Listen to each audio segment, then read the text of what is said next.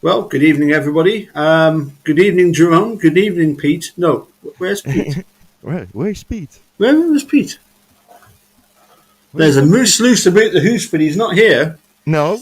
No, he's definitely not here. I suspect I've confused poor Pete by saying that, I was suggesting that we try a Zoom call that I can then schedule, sort of record, schedule, and that way everybody can watch it back and Pete can comment in the chat because you can't comment when you're on No. StreamYard. You cannot actually write in the live chat. You don't have a live No. chat option. So anyway, I don't know where Pete got to. Messaged him first thing this morning, 7 o'clock, and he replied back. Sorry, I don't have Zoom. Apologies. Anyway, I don't know where Pete's got to, but I'm sure he But can't be far yeah, away. and we love him, and Yep, absolutely. But anyway, no worries, no worries. We've got no. obviously we've got Jerome here, and we know that Sharon Sunshine is going to take the absolute mick out of you and me being together in the same studio. But I know, I you know, know, I know, I know. Sharon, just do your worst. Just do your worst. It's not gonna deter us, is it? Yeah, yeah, it's true. You need to focus on the reality, and yeah. Yeah. Yeah, yeah. Anyway, so we're just going to do a very quick chat because I haven't spoken to you for a while, have I? It's been over a week at least. Oh yeah, I think so. Yeah. Yeah, Yeah. yeah. So anyway, Jerome, how's it Yes. been for you? Because you seem to be a bit healthier now.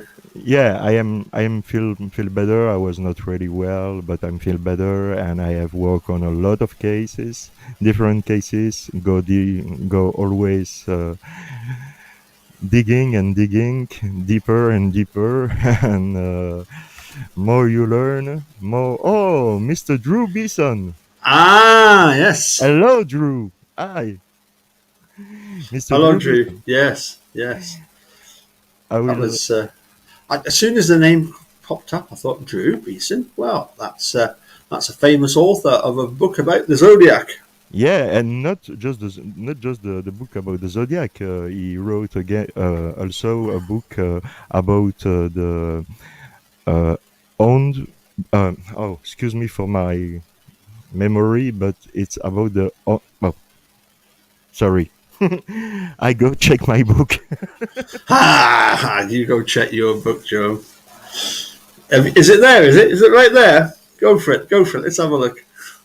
That is some bookshelf there. Yeah, this one. Yep.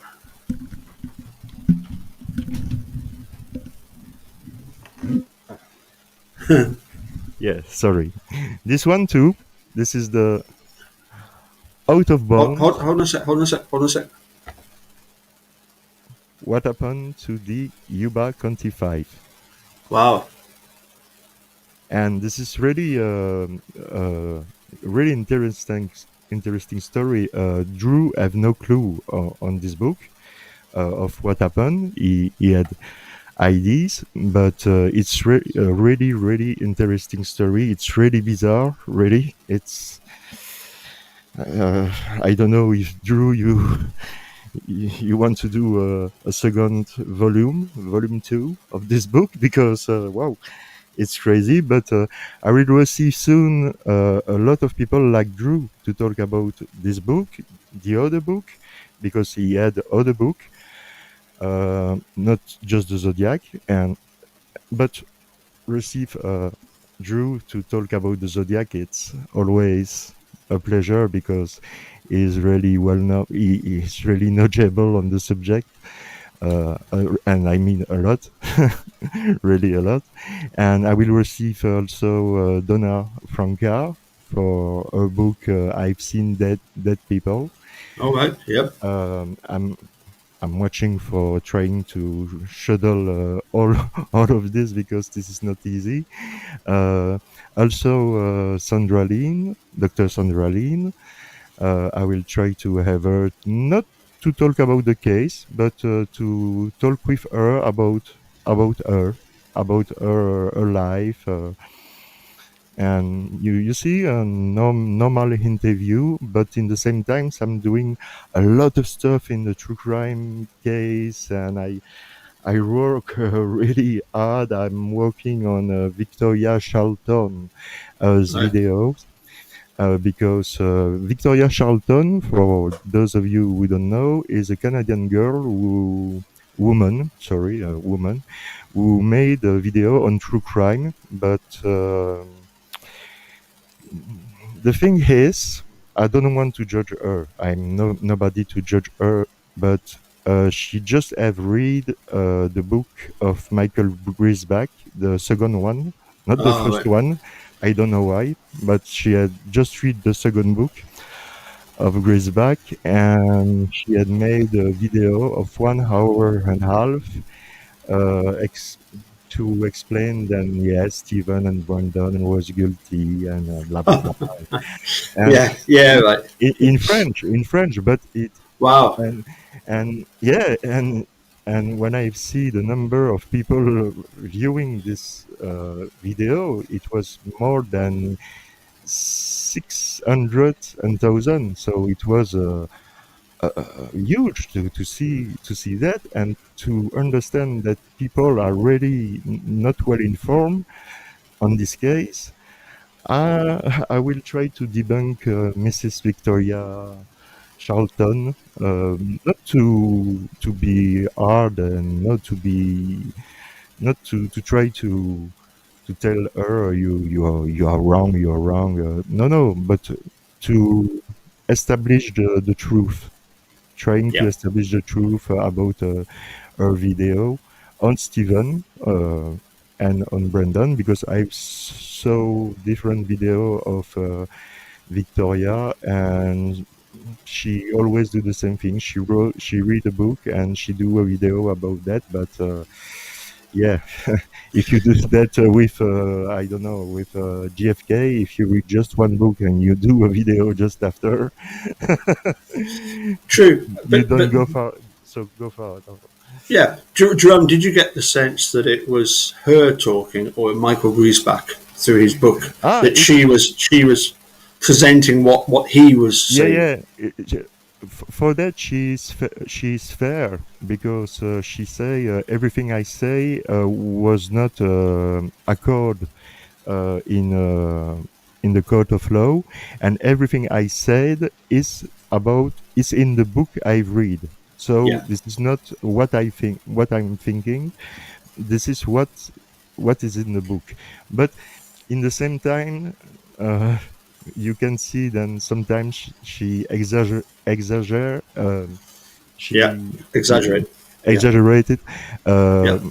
a lot of things, like the cat incident, the incident with the cat with Stephen and other people.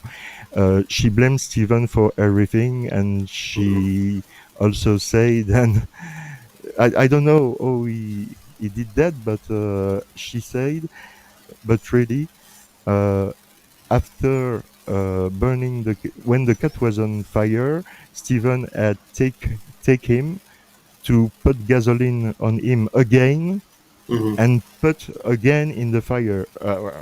What? And after about the family, she said, "Oh yeah, this kind of family. Oh, strange family, talking about the Avery and the Hmm. Dassey." And so it's not fair to do that. It's not really fair. And I was thinking to, yeah, doing a video about that, because Yeah. Paul, you tell me that I was not aware about Victoria, and some people speaking French, spoken French, asked me to do a video about that, to clarify the situation with, because she just say what the book says, and Hmm. Yeah. Yeah. it's really not informative. This is not informative. Sure. Just to say, I've got another message from Pete. Hey, Paul, won't be coming on today. Sorry, really bad ear infection. Okay, hope you understand. Okay, next week I would Would have told you sooner, but I just caught up from a nap. Okay, apologise. My head is just pounding. Sorry about that. And I said, oh, no worries. Catch up with you later. And he wrote, well, it happens when the weather changes really fast. Yeah. We had 40 a week and now 65 to 70, and that's part of it. So not to worry. Oh, here we go. We've got somebody else joining us. Yeah, Mark. Hi, Mark. How you doing? Hello, guys. How are you? Really fine. Nice to Well, meet you, Mark. we were busy searching for a moose about loose. We still haven't found him, but we've had contact with him to say that he's going to come back to us next week, so that's good. And Jerome was just telling us about a lady in she's in Canada, yeah. Yeah, in Canada. Yeah, Victoria but Shelton. French Canadian that has actually done a well-received video, but it's actually a Gilter video based on Michael Griesbach's second book called Indefensible, which is I don't know if have you ever read any of Michael Griesbach's book. His The Innocent Killer was the first book I ever read, and it was given to me as a present from Emily, but she didn't realise it was it actually had the twist at the end. I mean, I would have one question. Yeah, I would have one question for Mike Griesbach. Could you explain why you and Mark Roher never took the information about the 1995 phone call to Peg Lautenschlager? Excellent question. That's the thing. Did any of you feel that when you're watching the first part, the very first episode of Making a Murderer, Mike Griesbach tries to come across as being this really honest guy? Yeah. And at the same time, I'm wondering, hold on a sec. Is this guy really trying to throw Dennis Vogel under the bus to try and make himself look really honest? Yeah, it seemed that way to me. To me, he protesteth too much, as they say.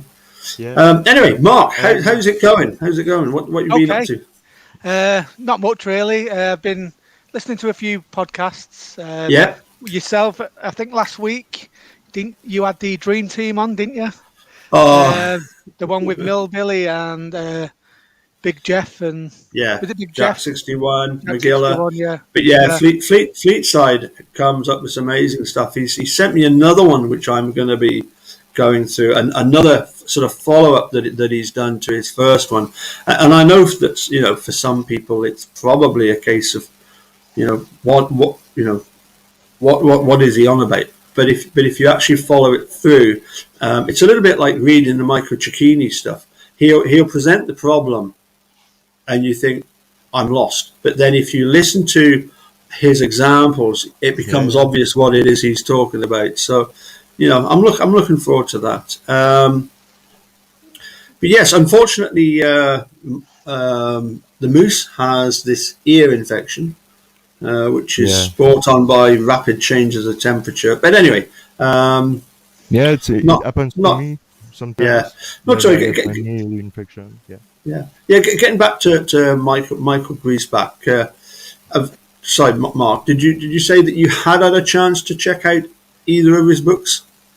No. No. Part of me, after kind of like watching Making a Murderer, doesn't want to get involved with giving them money. Yeah. Kind of like Ken Kratz, Michael Griesbach, Yeah. that kind of thing. If one was given to me like you said, like yourself, as a present, I would probably read it, but I wouldn't want to line their pocket, so to speak. Yeah.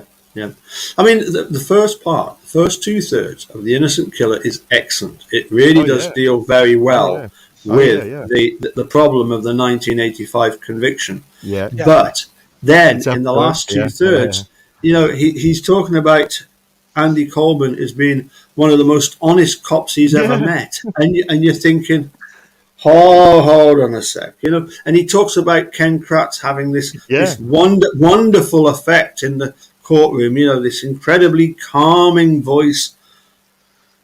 and you're thinking, my goodness, this it's suddenly gone really bizarre. And whereas in the first 2/3 of the book he gives good explanations Yeah, as to what the problems were, the last third that deals with the big issue.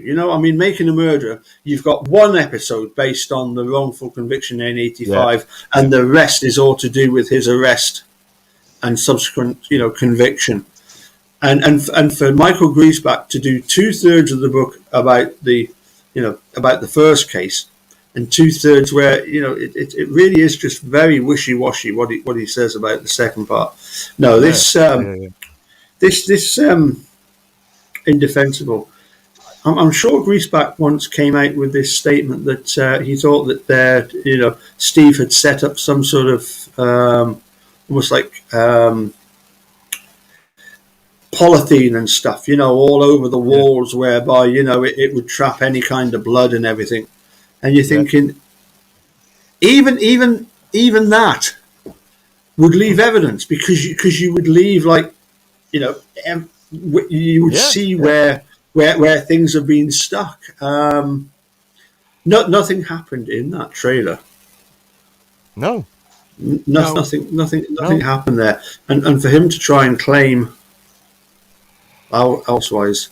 um, It's really funny, but because in her video when she talked a lot during 1 hour and a half, and at the end she says, everything I say was not admissible or admit on the court, yeah, and everything comes from the book. So yeah, say I wash my hand from that. You see, and it's not fair. If you do video about true crime, you try be to have all the pies you can have to work, and don't just have just a tunnel vision like she have. So, but yeah, yeah. I mean, I'm sure there are some people out there that are thinking, how can I, sort of create something that's going to be popular,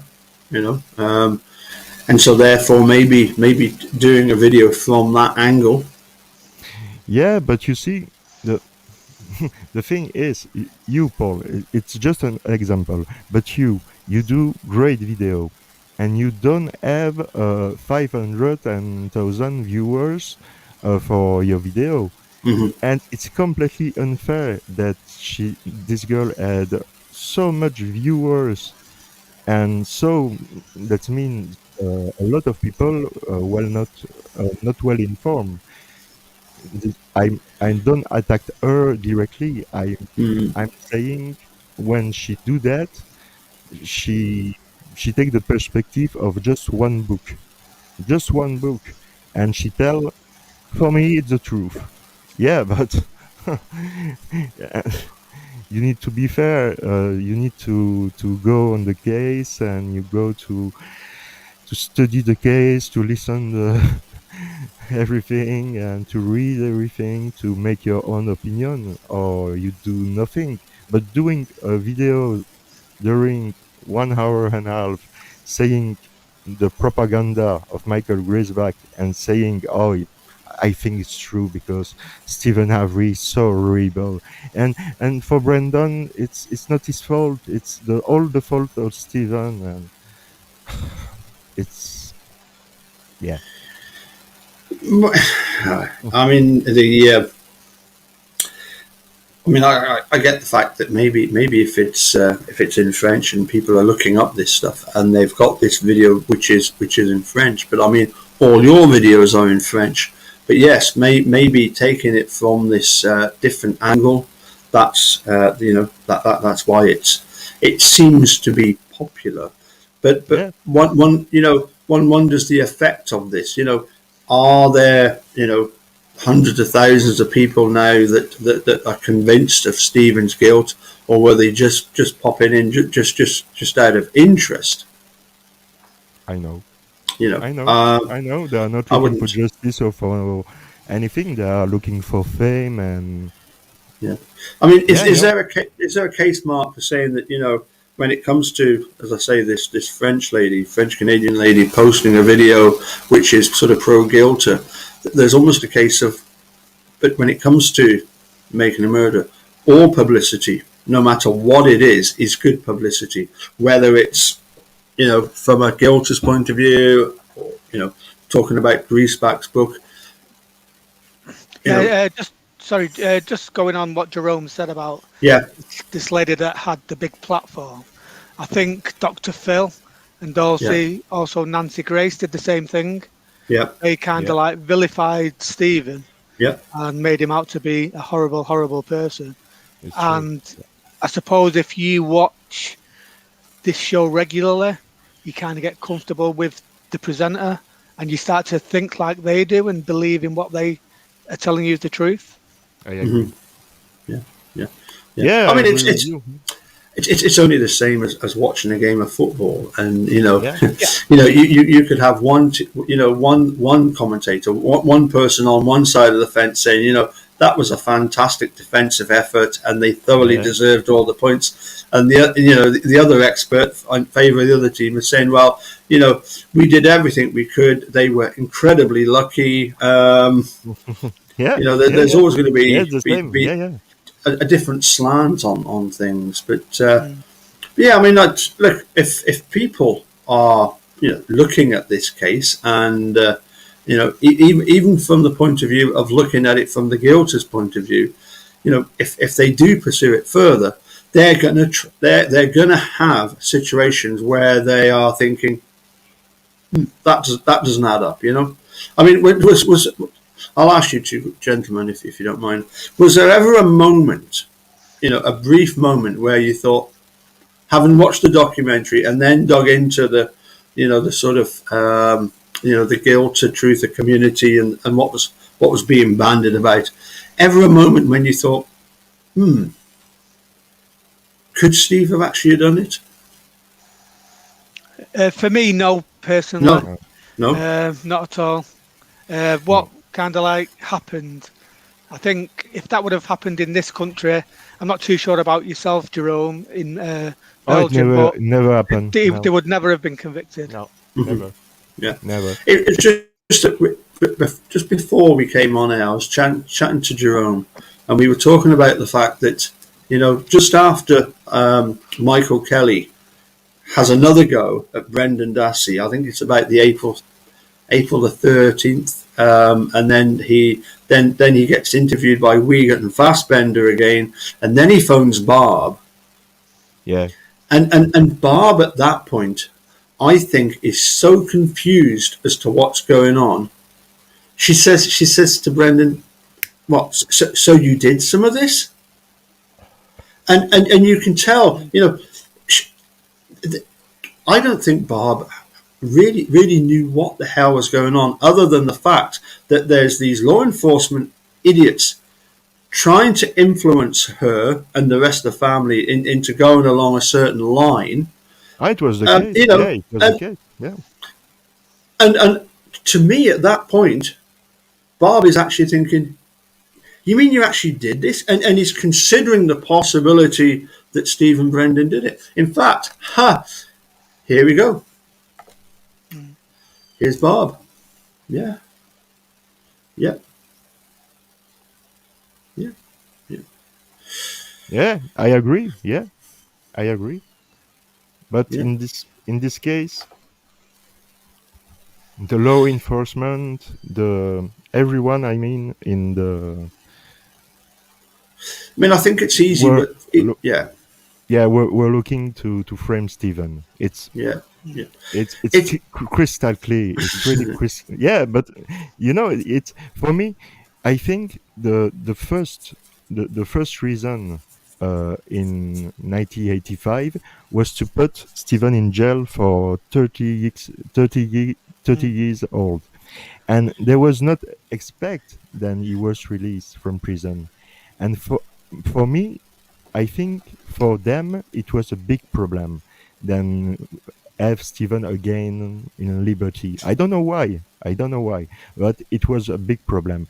I really think I have no proof, but I really think Stephen was under surveillance Oh during yeah. this period of Yeah. time and on the 31. So for me, no, everything was set up. But the problem is, in this case, we have a lot of discussion, a lot of people saying something and after saying other things, and what we need to what we need to believe. I mean, I'm agree to believe. I give the benefit of the doubt to everyone, even the law enforcement. You see, because I don't want to have a tunnel vision and say, they are really the bad guys, and I'm just looking on this way. I'm looking in every way, every, and I try to figure out why and what and who. And when you try to put the piece of the puzzle together, it's it's it's impossible because you have more question than you have answer, and when you have new answer, there is new question behind. So I've never seen a case like this. You see, the Christine Udy case just after. Hmm. Uh,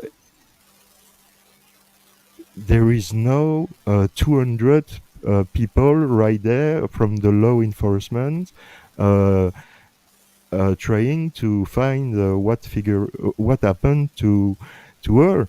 I mean, it's strange. Why to have all this kind of people when they find the RAV4, the blue RAV4? Why to have Fassbender, DCI agent?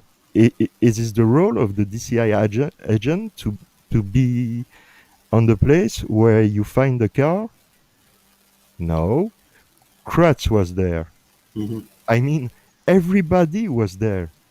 It's yeah. Hmm. It was planted. It was already planted. Do you have already do you have Stephen Avery in custody yet? Yeah, Yeah. that for me was one of the most uh, diabolical statements you could say. The fact that she's only just been reported missing. Yeah. That have we got him in custody? And another thing as well was when the detectives were going through the um, the trailer, Hmm. and one of the female officers said, Wendy um, Baldwin. Yeah. Yeah. "Yeah, The that lovely when Baldwin. Yeah. yeah, I don't think he'll be able to make it." Yeah. Yeah. And you just think, Yeah. well, Yeah. Yeah. For the nothing's Innocence been found, Project. so Yeah. Yeah. Yeah. how do you know she's not just had an accident? Or Yeah.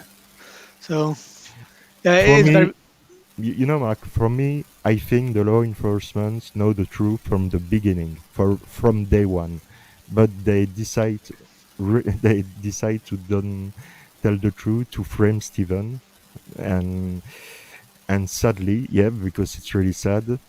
Brandon was a collateral damage of yeah, this case, and nobody had helped him. Not his lawyer. My God, Len Kaczynski. My God, it was worse than Ken Kratz because with O'Kelly, mm, you have Kaczynski with O'Kelly trying to not trying telling to Brendan plead guilty plead guilty and Brendan was no I'm sorry but I didn't do anything, so why I need to plead guilty? It's for your best interest, for your best Hmm. interest. yeah. Are you working with me or against me? But Brendan was not thinking about this. But yeah. I mean, at that point of the interview um, with Michael O'Kelly, you just and when he's getting him to draw the picture of the bed, Hmm. um, the headboard, that kind of thing, you just want to jump into the screen, drag Yeah. Brendan, and just take him out Oh yeah. because Yeah, yeah, it's really heartbreaking. Yeah, it's for really them to be heartbreaking. called working for Brendan, it's an absolute disgrace. Yeah, And and for me, they should be locked up. Oh yeah. for doing what they did. Oh yeah. It was child abuse for me. I say that from the day one. For me, Mark Wigert, Fassbender, O'Kelly, and even Kaczynski in a way deserved to be punished for that because it was a child abuse. And I'm really concerned about child abuse. And for me, it was a child abuse what they did to Brendan. But I I mean, believe, do you think, Paul, that because Ken Kratz was on the scene straight away, that he was the orchestra behind everything? The No, I planting think of evidence. I think Tom Kasurek. I'm sorry. Right. When you look at the Wrecking Crew chapter about Thomas Kasurek, and John John Farrack, Farag's book. Yeah. as was bless him, he actually told me a month before Wrecking Crew was even coming out that he'd been writing this book and been going to see Kathleen Zellner, every couple of weeks, because of course Kathleen Zellner's in Chicago. He's just down the road at Juliet. It's not very far away at all, So he was going along and chatting with Zellner, finding out what was happening. And I mean, John Farrack points out the way that Tom Kasurek ran his sheriff's department, similarly to a lot of other previous sheriffs, was that if an officer did something wrong, rather than castigate them, and publicly lambast them, make their life a misery, he would brush it under the carpet for the sole reason that it then meant further on down the line, you owe me. I agree. And it creates that, okay, you could argue it's a great bond that these people have, that they will do anything for one another. But, when it comes to taking care of business, you wouldn't even need Tom Kasurek to be specific to the other guys in the sheriff's department when he says, I want you to take care of this, because they would know exactly what he means. Yeah, it was set up. Yeah, I know. Yeah. I think, obviously you've got Ken Peterson, who was one of the arresting officers of Steve way back in '85, has always disliked Steve, or at least has realised that I think forget the 36 million. Steve was going to get somewhere between 3 and 5 million.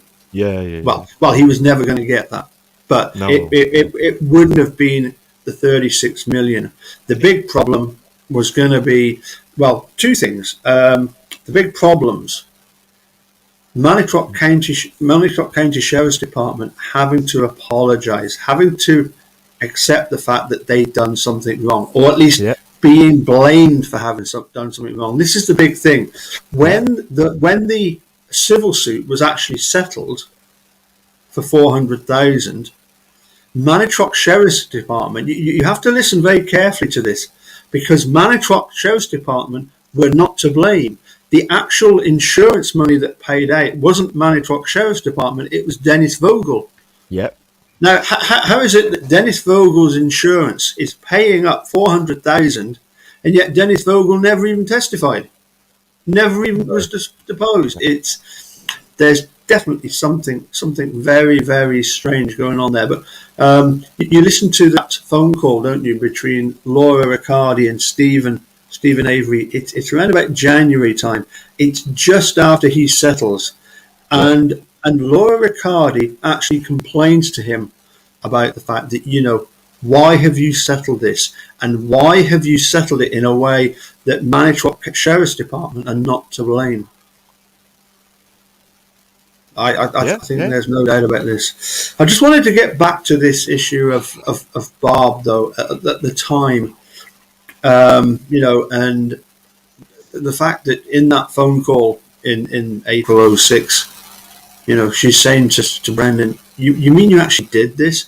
And she's actually thinking, could it all happen?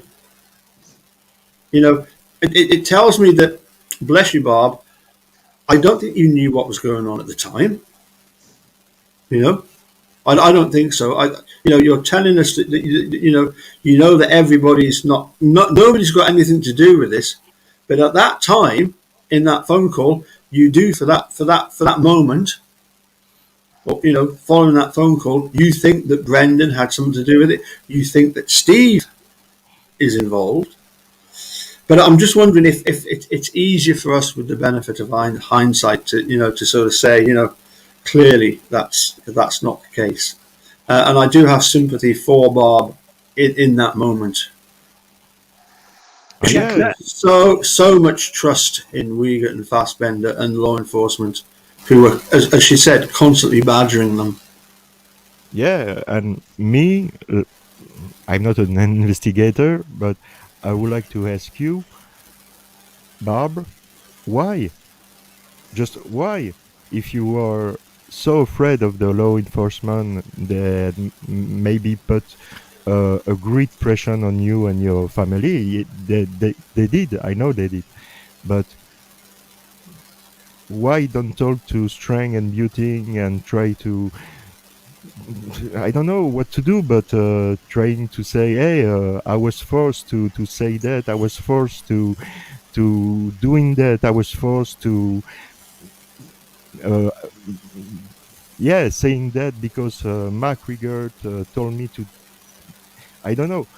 I would like to know why it's why in your mind, uh, in one moment, why do you think Steven and Brandon had maybe had done this? I mean, this is this is your this is your boy. This is your baby. Oh, okay. You know him. How can you imagine he do that? It's impossible. You know him really well, Bob.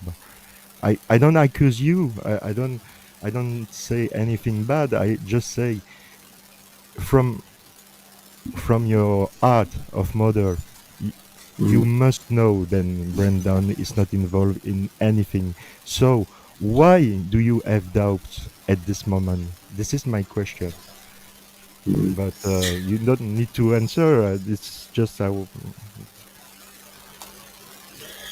I mean, the interesting sort of flip side to that is that if Barb, for those split moments, minutes, days, weeks, whatever, considered the possibility that Steve and Brendan did it, then you have to ask the question: can you not consider now, given all the evidence that Kathleen Zellner has amassed, Yeah.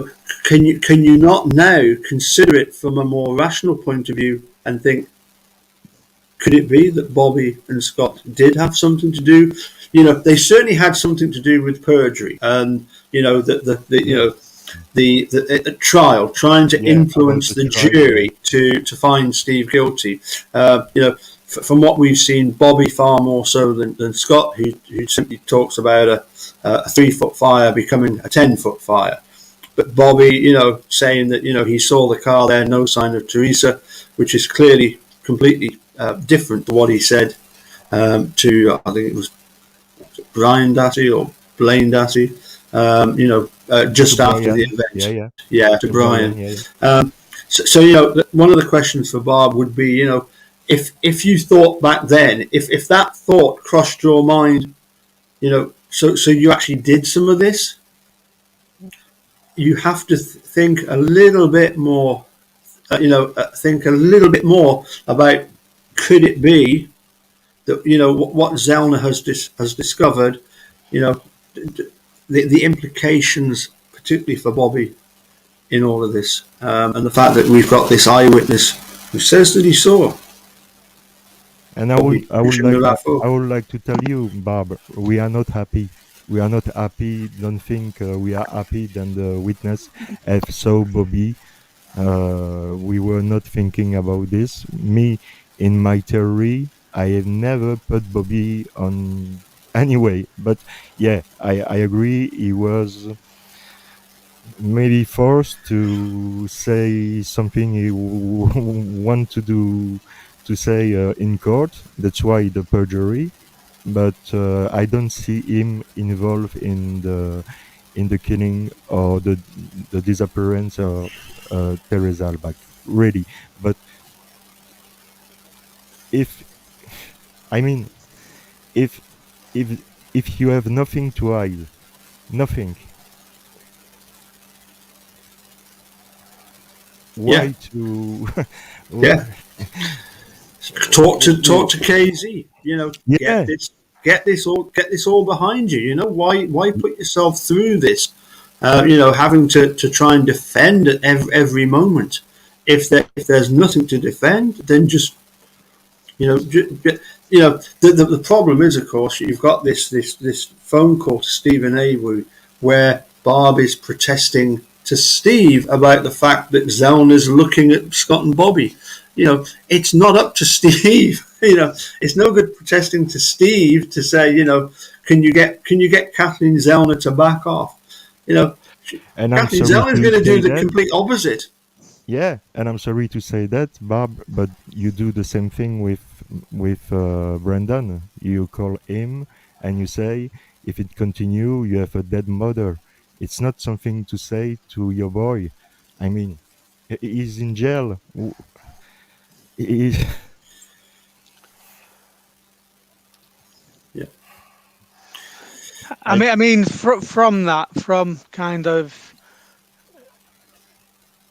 Kathleen's Eller kind of like putting the pressure on Bobby. Was Bobby, if Bobby's got nothing to do with it, nothing to do with Teresa's disappearance, would the stuff that was found on the computer mean that the police would pressure him to make the statements that he did? it's a possibility, yeah.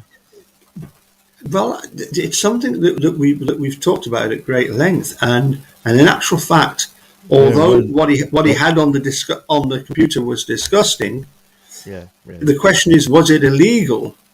Yeah.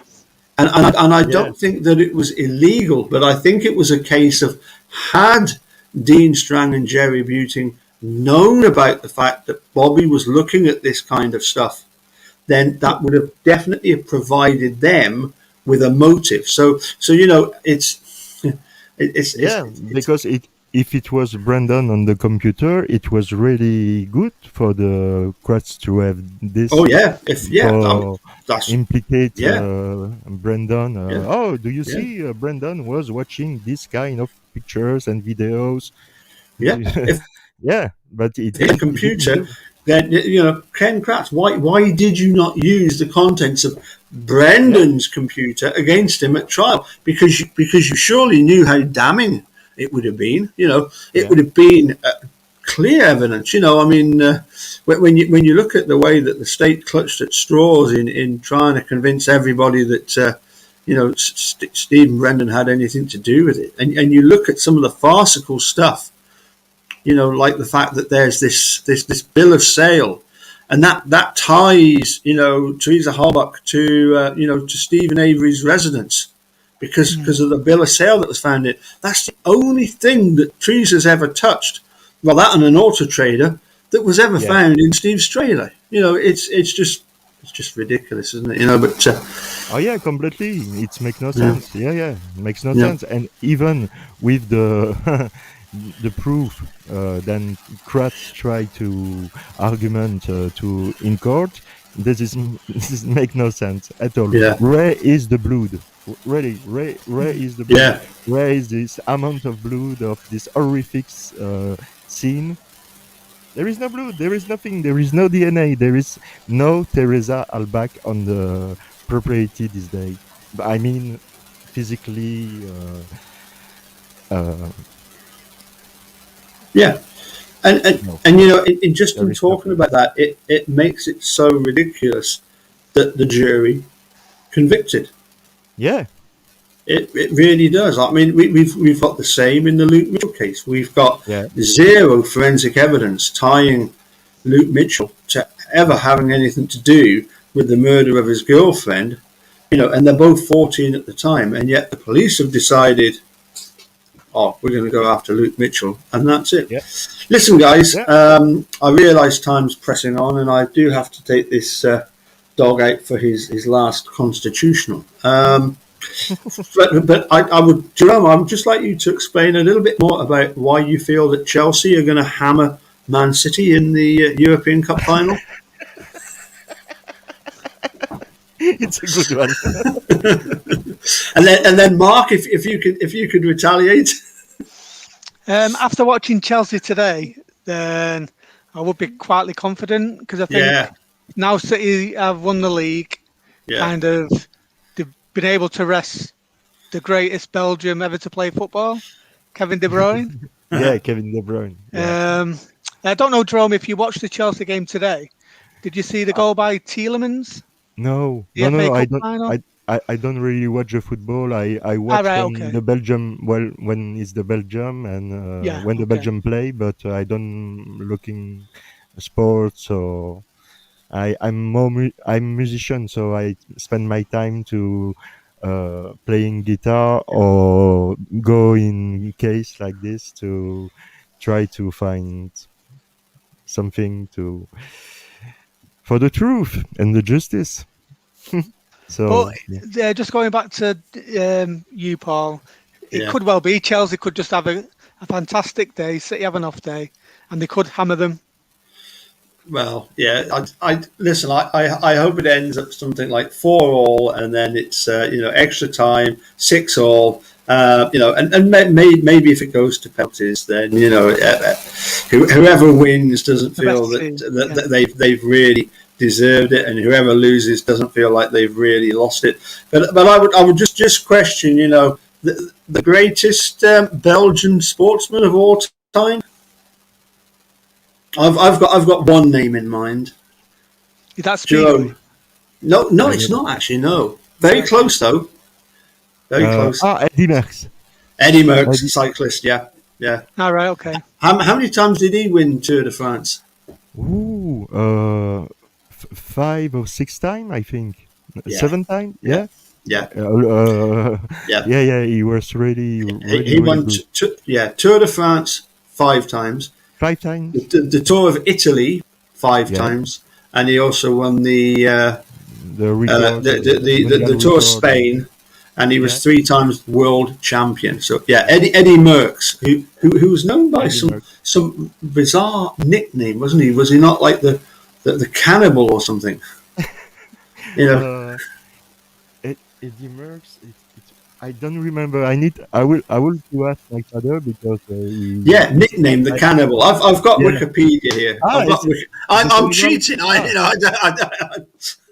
It was the cannibal. Okay, right. Yeah. No, I he mean, was the. Tour de France cyclists, they're a different level of athlete, aren't they? Just what Wow, the endurance that they have. they are. Just, Yeah, Yeah. yeah. But it was really a pleasure, Mark, to meet you for the yeah, you first too, time. Jerome. I know we've spoke a couple of times. Yeah. Yeah. And like I say to everybody in the chat, to you, you are really welcome on my channel for what you want because my guests choose the topics. So if you want to come on my channel to talk about football, it's okay. We do that because I'm not focused on one subject. One thing, yeah. I want to diversify my channel to speak about other stuff than true crime. I'd just like to thank you again, Paul, for the invite. I think Oh, yeah, this thank week you. I've not felt as nervous as the first time. Yeah. Just feel a bit more comfortable speaking. So Once Oh, it's like once you've jumped off that diving board, the 10-foot one. Once you've done it once and you can do it, then there's an appetite to do it again, isn't there? yeah. yeah, Rather Yeah, than yeah. just I've done it once and oh thank goodness I don't have to do that again. There's that sort of I Like could do go that on the again. stage Yeah. when you're a musician. Yeah, the Yes. same thing. Yes. Yeah. Yep. But Yep. it's just your second time on YouTube, Mark. yeah. I've just done Wow! two shows with Paul. Yeah, so Congratulations!